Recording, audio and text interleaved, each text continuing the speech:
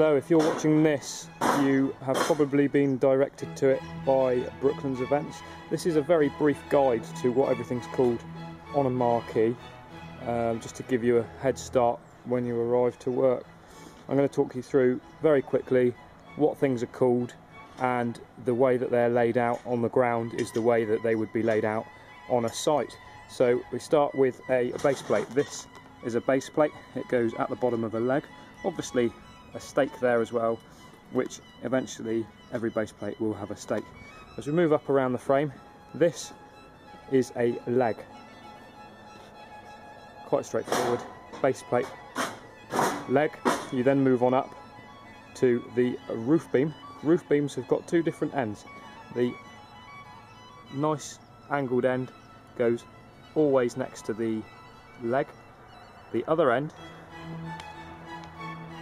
has a notch in it. That always goes up at what we call the apex, which is the toppermost pointed part of the roof of a marquee. That there is the apex, and again, as you can see on the other side, you've got the notched end of a roof beam laid out next to it. Come on down, and there we have the straight cut end onto another leg, which then goes down to another base plate, and all of that just slots into each other and clips together the base plates using the pin that's with it, as you can see there, and the rest of the frame slots together with these clips and pins. Other integral parts of a marquee are a 45. A 45 is a brace which keeps the marquee from falling over. It's about 2.5 inches thick, pretty long. There it is there. There's nothing else really like that, so you can't go wrong with that. There's two types of roof purlin. They go in the middle of the roofs to support the roofs. There's two types. The upper type that I'm showing you there, without the obvious holes in the side of it, is what we would call a roof purlin or a mid purlin. Easily identifiable in a stack because the hooks on the ends stick out, whereas the side purlin, which is the one with the holes in there along the bottom, has its hooks flush with the end of it. So as we walk our way along it, as you can see, the top one has no holes in the side, the bottom one does have holes at period intervals, and at the ends, as you can see again, the standard mid or roof purlin has the hook protruding out of the end. The side purlin has the hook flush with the end. Bottom bars, these are 3 meters long.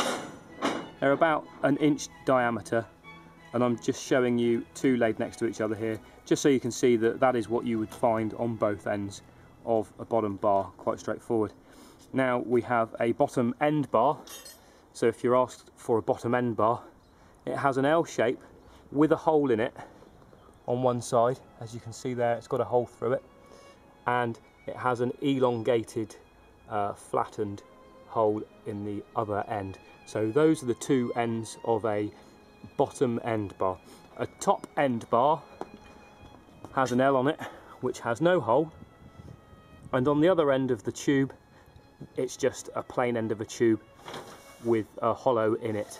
So that there is a top end bar, and the middle top bars have hooks on both ends and they don't have holes in. So if you're asked for a top middle bar, it's a bar with a hook on both ends. If you're asked for a top end bar, it is a bar with a hook on one end and a plain hole in the other end. If you're asked for a bottom end bar, that's this one here, which has the hole in the L and a flat with an oblong hole in the other end of it. And a standard bottom bar, also known as a standard top bar, is the one which is just plainly with two holes, one in each end. These here on the bottom, with an insert in the top which sticks out with a hole in it, is called a middle leg. A middle leg is a bit longer than a standard leg. These will be used in the ends of marquees. Most of them will have an insert in due to the nature of the tents that we put up. So those are the inserts, and so they're easily identifiable by the fact they have an insert in them. We do carry in stock for smaller tents a set of middle legs without sockets in them, which is quite straightforward. It's just a straight piece of rail with a hook nearer to the top on both sides, and with plain ends which have been drilled at the top and at the bottom.